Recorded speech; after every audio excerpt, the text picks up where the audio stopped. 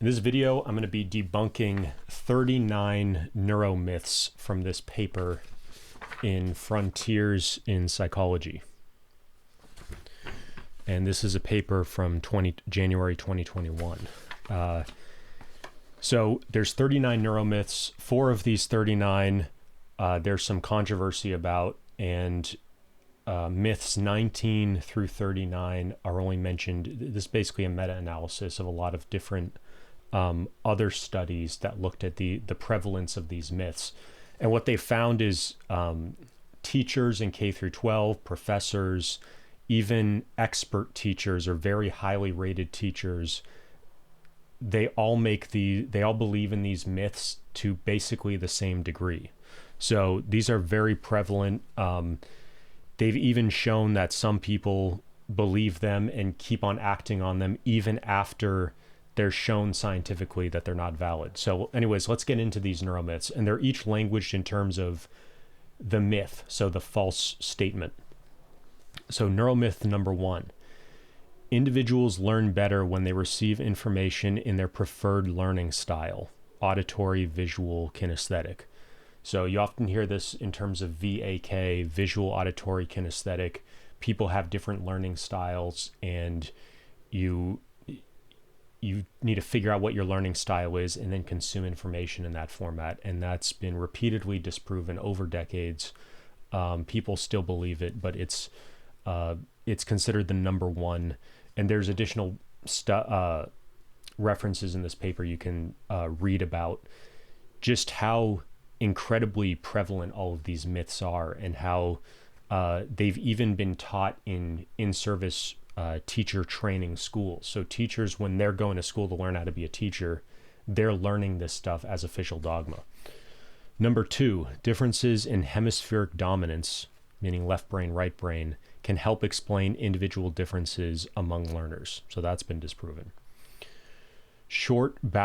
Number 3, short bouts of coordination exercises can improve integration of left and right hemispheric brain function. So that's also been disproven. That's another myth. Number 4, exercises that rehearse coordination of motor perception skills can improve literacy skills. So this idea of doing one thing and then it somehow transfers over to your literacy, meaning your ability to read. Number 5, environments that are rich in stimulus improve the brains of preschool children. So this one's a little bit more complicated. There is evidence that if somebody has extreme deprivation in stimulus in their environment, that does cause problems. What there isn't good evidence for is that having super stimulus everywhere, stuff just super enriched, there isn't evidence that beyond a certain threshold it makes a significant difference or any difference. So that's one you should look at the paper to get more details on. That one's a bit more complicated, but people think that just getting from an absolute zero, like totally deprived, they assume kind of it keeps on going in a steady incline. And that's just not the case. Number 6, children are less attentive after consuming sugary drinks or snacks. So that's another myth. Myth number 7. It's been scientifically proven that fatty acid supplements, meaning omega-3 and omega-6, have a positive effect on academic achievement.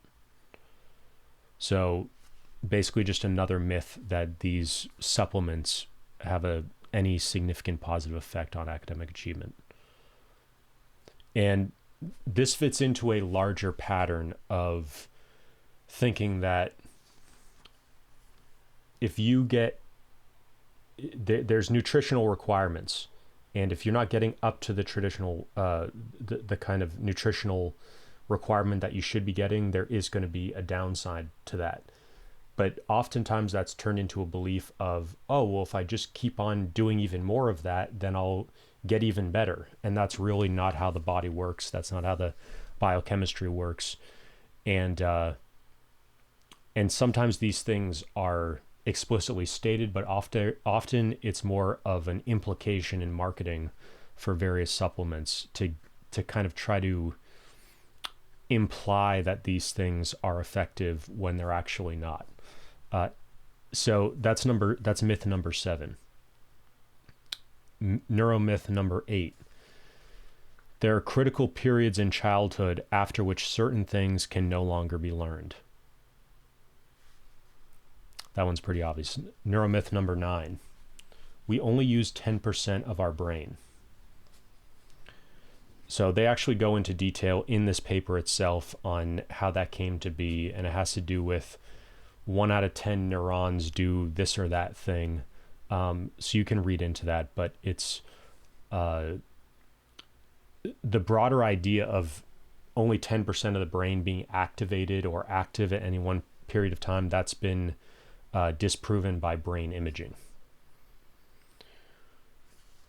Neuromyth number 10. Children must acquire their native language before a second language is learned. If they do not do so, neither language will be fully acquired. So that's another myth. And by the way, just to explain this neuromyth terminology, you may be wondering, is this another neologism? And yes, it is. It's just basically these people in, this is part of the broader mission of neuroscience to kind of push into other domains and kind of bring their new discoveries into different applied fields, in this case education, and basically show, hey, we've discovered all these things, and you people in education and psychology keep believing this stuff that isn't true. Because a lot of these scientific instruments and ways of studying the brain have only been around for a few decades. Psychologists were coming up with stuff 100 years ago. So they kind of speculated and made guesses and tried to study things to varying degrees, but it's only with neuroscience and these brain imaging techniques that we can really know for certain if some of these things are true or not. So neuromyths is just a word that they came up with to describe this problem that they keep on seeing of education people not updating their knowledge with these new learnings. Number 11, learning problems associated with developmental differences in brain function cannot be remediated by education. So this myth is about people thinking, oh, if there's some learning problem associated with a developmental difference, that can't be, it's pure, you're kind of born with whatever you're born with, and you can't fix it, you can't improve it with education. And it turns out actually these things can be remediated, which is just a big word for improved or fixed. Neuromyth number 12. If pupils do not drink sufficient amounts of water, meaning 6 to 9 glasses a day, their brains shrink. So I've never heard of that one before, but that's interesting. So now Neuromyths 13 through 15, the papers that they found these in during their meta-analysis said that these were true. And they're calling them myths and saying they're false. So I'm no expert on all the academic background to these 3 myths, but just keep that in mind. And part of what's tricky about these myths, and you should keep attention on, is that any little tiny change in the language of an individual statement can change whether it's provable or disprovable, or whether there's evidence for it or not. So there can be bias in some of these things, intentional or unintentional, in how they language them. You can shift the language of something a tiny bit and take something that everybody agrees with and change it to something where there's a lot of controversy, or it's considered false. So sometimes you don't know, is this actually mostly true, but they fiddle with the language a little bit so that it's considered a myth? Or is it really across the board, no matter how you language it, is it considered a myth? So just keep that in mind as well.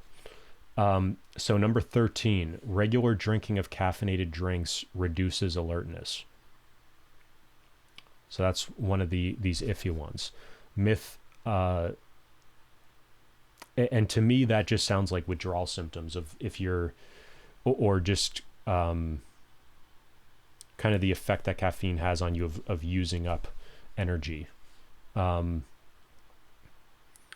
that one is controversial. So Neuromyth 14, extended rehearsal of mental processes can change the structure or function of some parts of the brain. So this is a good example of what does it mean to change structure or function. Because we do know that rehearsals and thinking something multiple times does change how connected, myelinated the connections between neurons are. That's part of the basis of spaced repetition and Anki, flashcards, all that stuff. So I think there's something with the languaging of how they language that, where there's a certain meaning.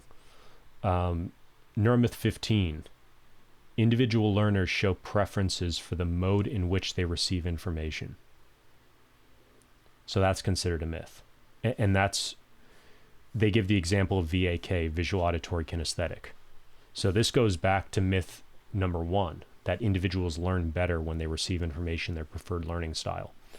So part of what can happen here is that people start thinking, they start believing in the myth. They start thinking, oh, I do have a preferred style. And then whenever they see something that isn't in their preferred style, they start rejecting it. They start associating negative things with it. And so you could get kind of a self-reinforcing loop where somebody believes one false thing that affects them, turns them off from certain things, and then they don't, they develop that preference, they show that preference. So individual learners show preference for the mode in which they receive information. If a student believes in this learning style stuff, then they probably will have a preference or show that preference. And what does it mean to show preference? How do you operationalize that? So 13 through 15, those ones were controversial, but they did include them. 16, the left and right brain work independently. And of course, they're connected by the corpus callosum, and they're constantly interacting. There are those brain studies where they've done a split, but that split only goes down to a certain level of the brain, and then they still are interconnected. So that's 16. 17, there's separate types of intelligence, interpersonal, logical, with different IQs. This is one that I think the problem with it, that it gets into how do you define intelligence, and there isn't a consensus within psychology, neuroscience, whatever, of what intelligence actually is. So this is almost one of the dangers with these calling things neuromyths, is it can imply that there's a consensus when there actually isn't, or it can impose a certain school of thought that really hasn't achieved consensus in the field. So that's 17. Just to give you an example, with different types of intelligence, you have people who have mathematical visual rotation abilities, music, perfect pitch, ability to pick up languages very easily, photographic memory. So again, that one really gets into definitions of things. Neuromyth 18, drinking extra water even when one is no longer thirsty is vital for brain function. So that really hinges on what does extra mean, what does vital for brain function mean. But I would probably agree that just chugging huge amounts of water is not going to have a huge effect on it's another one of those things of people thinking of this kind of supplementation myth of, yes, bad things will happen if you're not up to the required amount or the recommended amount, but they think just stacking on top of that will keep giving positive results, and that's a more generalized form of the myth. So now we're getting into 19 on, and these ones were not mentioned as often in their meta-analysis. So you take these with a little bit more of a grain of salt.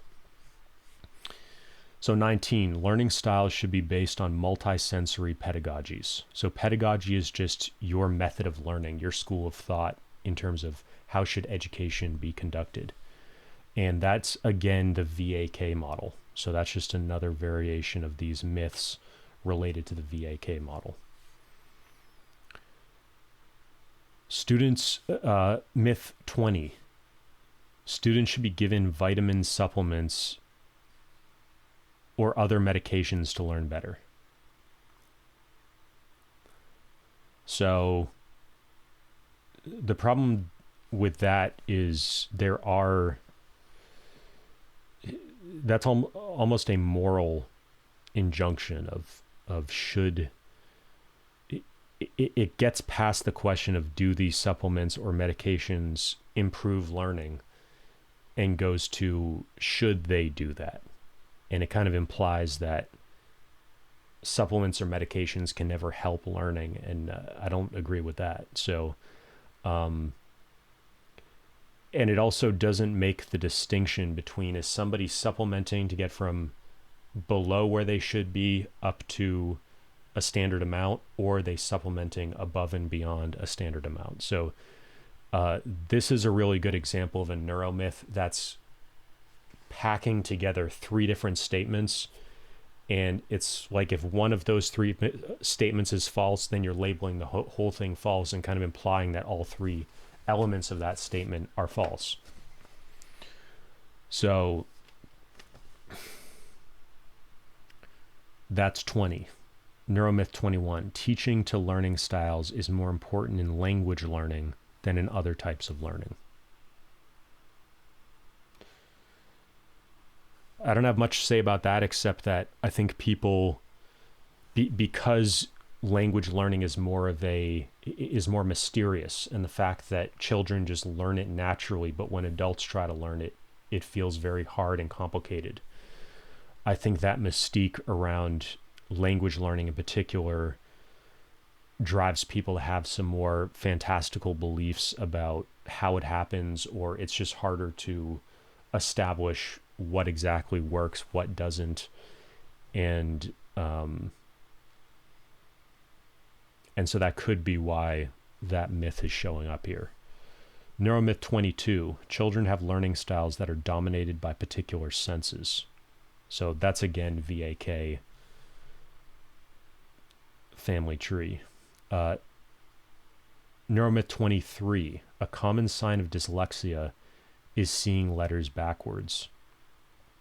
I don't know enough about dyslexia to really say anything about that, but so we'll move on to 24. Neuromyth 24, listening to classical music increases children's reasoning ability. I mean, that makes me think of the baby Mozart type stuff, and that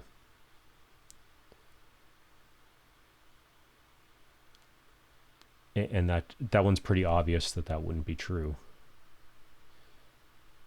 And but even more than that, what I think is interesting is people, especially scientists or engineers or people who do very rigorous reasoning in their professional sphere, that doesn't mean that they necessarily apply that same rigor to every other area. And so it can be a mistake to assume that just because somebody applies a certain reasoning ability or rigor of reasoning in one area of their life, that they're necessarily going to apply that in the other areas of their life.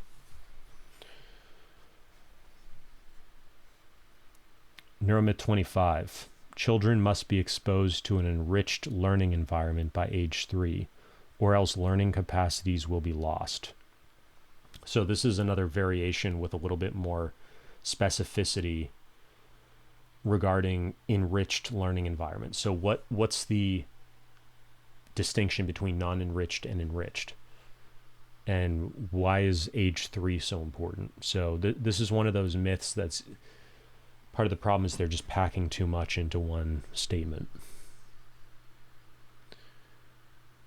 Neuromyth 26, the brain of children with attention deficit hyperactivity disorder, ADHD, is over aroused. So the brain is over aroused. I don't know that over aroused is even a scientific term. And again, that all comes down to how do you operationalize, how do you define that word. So that one's, but it gets into the mechanism of sometimes you have these disorders, these syndromes, and it's either a family resemblance or it's, pick 3 out of these 5 bullet points or 10 bullet points of possible symptoms of this thing. And if you fulfill a certain number of them, then you have this disorder, then you have this syndrome. And you can invent one of these disorders or syndromes and even get it into the DSM and have no idea what the biological mechanism is for why that's happening. So people can say, oh, it's because the brain is over aroused. Oh, it's because of some other imbalance of this or that. And then later, and that's just a theory. And if enough people say it and it's the most common theory, people will assume that's fact. There was just a study, I think, within the last 12 months about how the whole idea of depression being a imbalance of chemicals was proven to not be true. And that was a very widely believed thing. So these kind of myths are all over the place. Neuromyth 27. IQ scores are unrelated to school performance. So this is their first mention of IQ. There's going to be another IQ, a couple other, or some more intelligence, IQ, mental capacity related myths as we go here. So the myth is that they're unrelated. In fact, IQ scores are related and are correlated with school performance. One that they don't talk about here, but SAT, for example, SAT is also correlated with IQ. 28. Neuromyth 28. Raising children similarly leads to similarities in their adult personalities.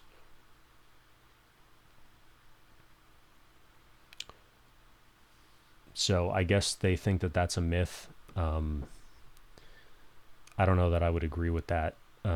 Part of it gets into what theory of personality are you using. So I'd be a little bit careful about that one. But it also, and so is that just the parental environment, or is that, when they say raising children, is that just the parental environment, or is that their friends, their peers, other adults at the school, stuff like that? And does that imply that personality is mostly genetic or other environmental factors? And so sometimes how people are raised can kind of tamp down the natural genetic differences. And once that person gets into adulthood, they kind of become more of themselves. So, but that one is a little vague. Neuromyth 29. Visual perceptions are accompanied by tiny emissions from the eyes. I've never heard of that one before. Neuromyth 30. Human memory works like a tape recorder or video camera and accurately records the events we have experienced. So to take this to a level, this gets into eyewitness testimony, and there's a lot of problems with eyewitness testimony. The way the brain works, and I'm oversimplifying here, but basically whatever situation, whatever state you're in, whatever intentions you have, all of that gets mixed into when you go and try to retrieve a memory and bring it back out. And so it's not like just, let's look into the security camera and see what happened. But the bigger picture here is that people's theories of how the brain works, and this is kind of intellectual history, people take whatever is the current technological fad of their day, and they apply that to the brain. So I'm pretty sure this is Freud. Part of Freud's whole thing was, it was the Industrial Revolution. It was pumps and water flowing, steam engines, stuff like that. And so part of his, I'm forgetting the connection here, but there was something about that that informed his theories of how the mind works. And similarly, this is even kind of a few decades out of date, because people don't think in terms of tape recording anymore. That kind of went away with the VCR. And so now everything is on hard drives or even flash drives. And so, and computers. So it's no longer tape recorder, video camera, but computers and even phones, and stuff that isn't moving, which is kind of interesting, because tape recorder, you imagine movement and something kind of reeling through, whereas computers nowadays, there really aren't any moving parts except maybe a fan. And so there's more of a static nature to it. But that's the overall pattern, is people tend to take whatever is the most advanced technology of their time and use that as a metaphor to understand how the brain works. And until very recently, again, with neuroscience and brain imaging, there was no real way to disprove this stuff. And so it became common sense, and people would just talk this way and would end up believing it. And there was nothing to really prove, disconfirm anything. And so it just worked its way into common sense. So Neuromyth 31, individuals can learn new information like new languages when asleep. So probably most people don't believe that, but it is something that used to be marketed and probably is to some extent. I don't really see it around much anymore. 30, but it does get into the unconscious mind and people's fascination with how much of learning is conscious, how much of learning is unconscious. I think it also gets into how do babies learn language? It's just kind of through osmosis. So there's a thinking of, well, if you can learn that way in that context, well, maybe while you're asleep, you can also learn similarly. 32, our handwriting reveals our personality. Part of what's interesting about this one is that, at least last time I read about this is more popular in Europe than it is in the United States, and is sometimes used for hiring decisions. I think in the US, you might not even be allowed to do that or something. Actually, I think that's for IQ tests. You're not allowed to do IQ tests. But I don't fully agree with that.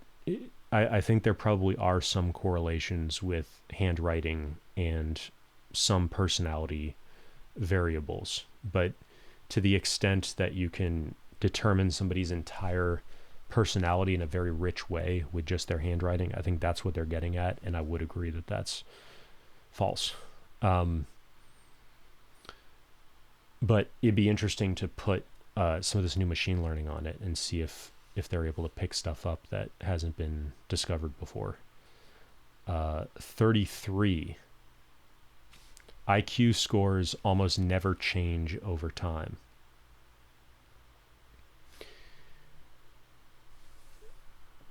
So I would agree with that. But the implication there I think a lot of people would draw from that your IQ or your intelligence doesn't change over time. Just growing up, I mean, does a baby have the same IQ as an adult? Obviously not. So it does change. The IQ itself, the intelligence itself does change, and the score changes. And if somebody declines with age, then obviously their score could change as well. I did read a study that said something like the peak in terms of fluid intelligence is around age 26, 27, and then it slowly and very steadily declines at like 1 or 2% per year for the rest of your life. The reason why people don't notice it is because their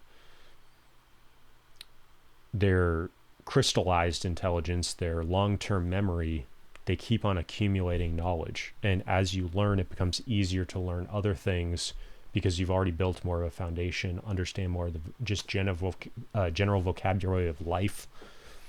And so unless you're rigorously testing yourself over time, you won't notice that your IQ is, you don't really notice anything if it's just going down 1 or 2% and you're not using some instrumentation to measure it. So Neuromyth 34, everything that is important for brain development occurs within the first 3 years. So again, this obsession with age 3 and thinking that it's this hard cutoff for certain things. That being said, there are some things that if they don't, you can have permanent problems if certain things don't happen by a certain time. So you should know that. Neuromyth 35, following a specific diet can help overcome certain neurological disabilities such as ADHD, dyslexia, and autism spectrum disorders. Part of this could hinge on what it means by neurological disabilities. And my understanding is these things are not fully understood and the mechanisms of them are not fully understood. So you can't, and does diet include supplementation? Is that, or are they just talking about food? All that being said, I would agree that for the most part, you're probably not going to make major differences, or it's just not understood. But I would mostly agree with that. Neuromyth 36, doing basic brain gym exercises helps students to learn to read and use language better. So this kind of gets into, there's been good studies on how a lot of these apps that came out 5 and 10 years ago for your phone, where you can do these mini brain exercises, and thinking that the brain is just like a muscle, and so it needs the same kind of exercises that muscles do. That's just not the case. That being said, I think some people would take this myth to mean that there's no role for rote memorization or repeatedly doing exercises. A lot of people think that stuff is outdated and it doesn't have any value, and that's really not true at all. And if you take a look at my course on helping medical school students prepare for the USMLE Step 1, which until very recently was a very competitive, if not the most competitive, basically test out there. It requires a huge amount of memorization, and becoming a doctor in general requires probably more memorization than almost anything else in a compressed period of time. And you actually do need to memorize a lot of this stuff because the knowledge builds, and you need to have certain things as prerequisites to understand other things. Like you need biochemistry to understand then molecular stuff, and then it works its way up to the larger sizes of things. And then to symptoms and pathology and stuff, and medication, and what is the mechanism why certain medications or certain treatments work. So that kind of stuff is important. You do need to do subject specific exercises. Flashcards are another example of that, but thinking that these basic little math problems or logic problems are going to create like a generalized improvement in IQ or generalized quickness of thought, that is a myth. That being said, there actually are, if you take some of these IQ tests online, they often have these really, unless you're familiar with them, usually by doing more advanced math or math club in school and stuff like that, or math puzzle books, you'll get a lot of these questions where it's like, here's this visual pattern, here's that visual pattern, and here's a third visual pattern. What's the missing piece in this fourth visual pattern? And I do think that having a certain amount of practice with a certain type of question does matter in terms of scoring well on those kind of tests. So being familiar with what kind of test is this, what's the overall format of it, is important. And but that's really not, that's in the vast majority of cases that's not what's happening with these brain gym exercises. And so you have to, the big picture with a lot of these myths is you have to be really careful about this analogical thinking where it's like, oh, well, A works this way and B is kind of similar to A, so B must work the same way also.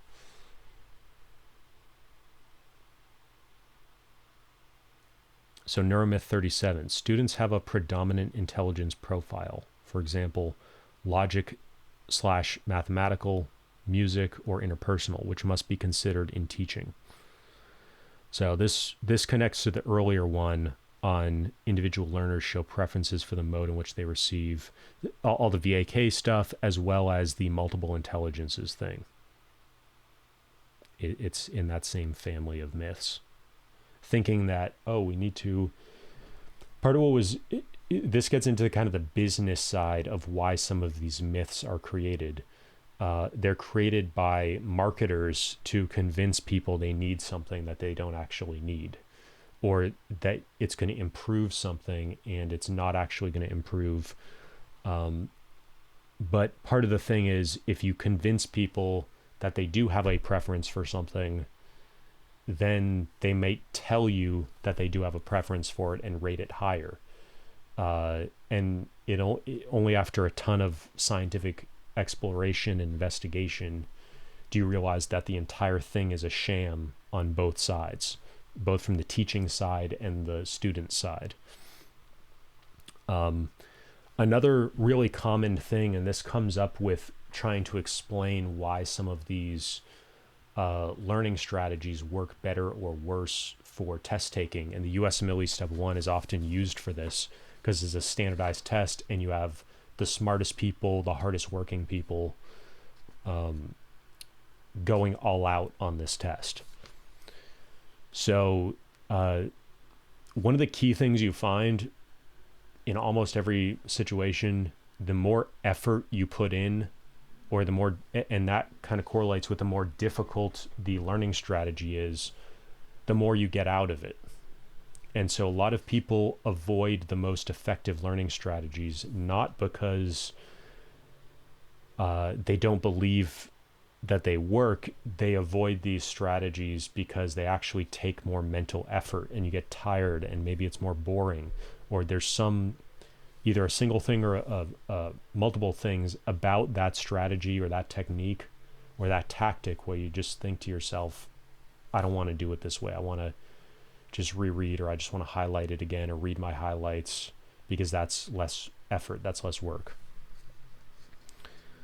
So anytime, a good rule of thumb is anytime somebody's trying to sell you something where, oh, it works just as well or it works better and it takes less effort, you should be cautious of that, because a lot of the times they're just trying to get you to fall into that trap of, oh yeah, the lazy way will work just as well or even better, to try to sell you something that isn't as good. And that's part of the reason why I named my original series of courses on accelerated learning the hard way, because those are just the ways that tend to work. Now, obviously there's hard ways to do things that aren't effective. So it's not, I don't want to oversimplify, but a lot of the things that do work best are also not pleasant to do. And in the same way with training, Michael Jordan, Kobe Bryant, etc., the way these guys are training is also, the stuff they do is not the most fun stuff, is not the most pleasant stuff. Dropping into a water tank with a tub with a bunch of ice in it is not a fun thing to do. It's not a pleasant thing to do.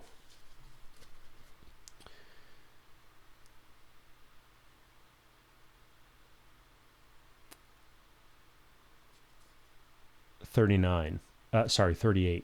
Production of new connections in the brain can continue into old age.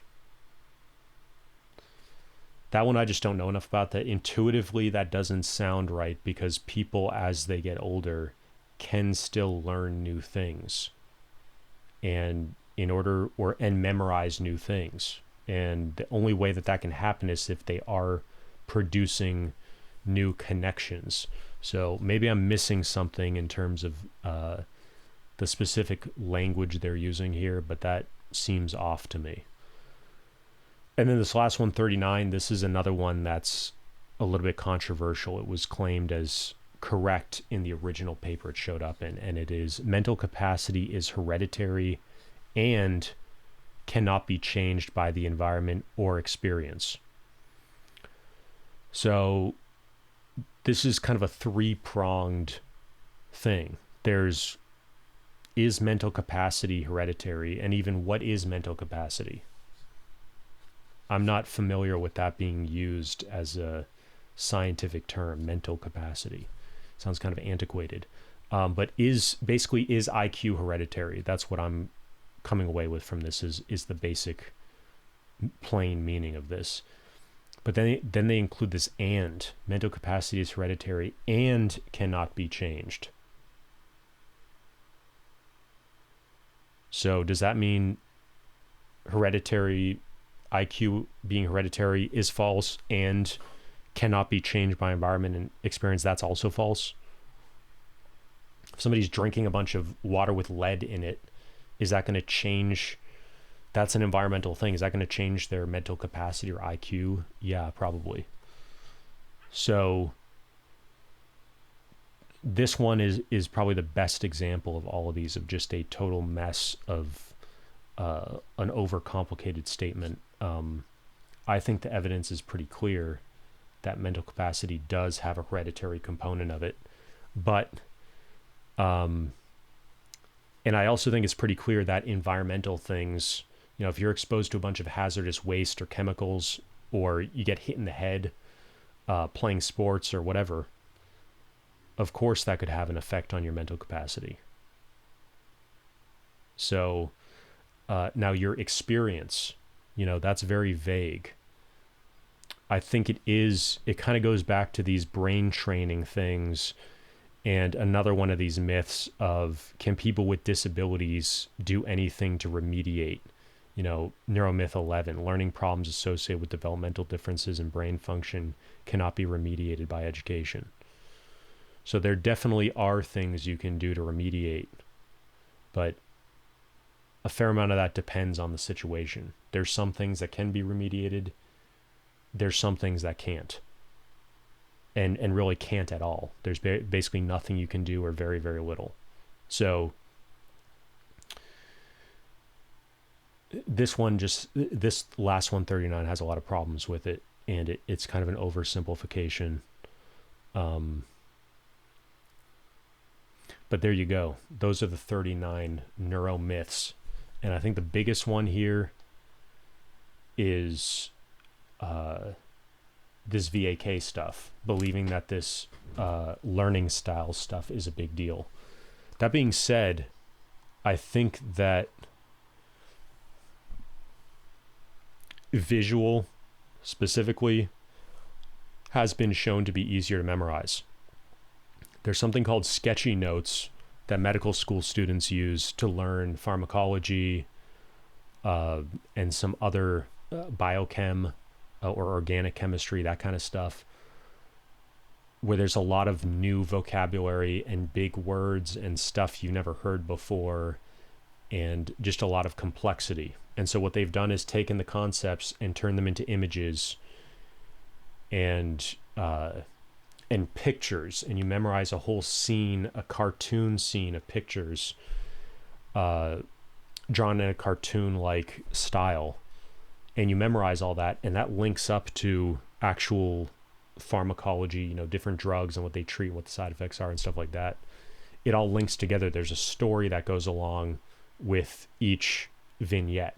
So imagine kind of the Last Supper painting. There's a lot of stuff going on in that painting. In the same way with these cartoons, there's a whole story there's a whole story of stuff going on in the painting. It's not just a static frame of where nothing is going on. So they create all these drawings, and then you memorize those drawings, and that helps you memorize this complex information.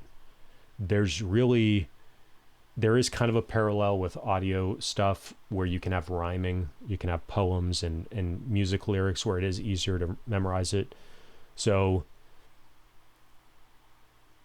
but that stuff is basically true with everybody. Everybody improves their learning if they have a rhyming couplets to memorize some information. Pretty much everybody benefits from having a visual representation that makes logical connections clear, or puts it in a nice format, or puts it in a drawing and adds a story to it, and that's just, you can kind of picture it in your mind's eye. But those things are pretty much equally beneficial to everybody. And it's not like you're one of these 3 classes like Hogwarts or something, and you have to fit into one of these and you can only do things in this one way. That's where the myth really lies. So hope this was helpful. Let me know what you think down below. Let me know if there's any myths that you think I left out here. I think the biggest benefit of having this list is take your favorite guru or take your favorite expert in accelerated learning or really anything. And if they're spouting off a lot of this stuff, then that's a good, now here's the thing. There are some people who actually are legitimate experts who spout this stuff off. And so it's not, I would say if you're teaching accelerated learning and you're spouting off a lot of this stuff, that's a real problem. But experts, people are taught this stuff in school when they're learning to be a teacher, and it's all over the place. So I wouldn't treat anybody too harshly if they're believing a lot of this stuff and passing it on, but definitely anybody who's teaching accelerated learning, anybody who's teaching study techniques, if they're telling you a lot of this stuff, what that's probably telling you is that they're either way off in a different school of thought and they've considered all of these things. They have good reasoned disagreements or different, they're in a different paradigm, or probably much more likely they're not really getting their feet wet or wading into the scientific literature on how learning actually works, how the brain actually works. And Scott H. Young is actually somebody who I think has done a really good job on his blog, and he's written some ebooks on, he's actually, and his ultra learning book, and you can watch my 3-hour interview with him on my channel. We got into this stuff. He really went into and explored and researched and synthesized a lot of this academic work on how the brain works, how memory works, and stuff like that. So I recommend you check out Scott's stuff. He does a really good job, and check out my interview with him as well. We talk about some of this stuff. So these are the myths. Let me know if you like this kind of scientific academic stuff. I think I've said it before, but the vast majority of the stuff that I read and consume is academic. And I think that's not the case with a lot of people who teach this kind of stuff. And they kind of rely on these myths. So just keep this stuff in mind. And the other thing is, a lot of these myths seem to revolve around teaching kids, kind of the K through 12 situation. And so I'd say probably only half of these actually apply to adults. But stuff like the brain training, brain gym, Sudoku, crossword puzzles, there's very little evidence, Jeopardy, there's very little evidence that doing these things keeps your brain in shape or keeps your brain active or has any appreciable effect on anything in any meaningful way. So definitely don't fall into the trap that by doing this kind of stuff, you're it's the equivalent of staying in shape physically by going on a jog or going on a walk or going to the gym. It's really not the same. And so just remember that. So make sure you like and subscribe if you want to get more content like this, and I'll see you in the next video.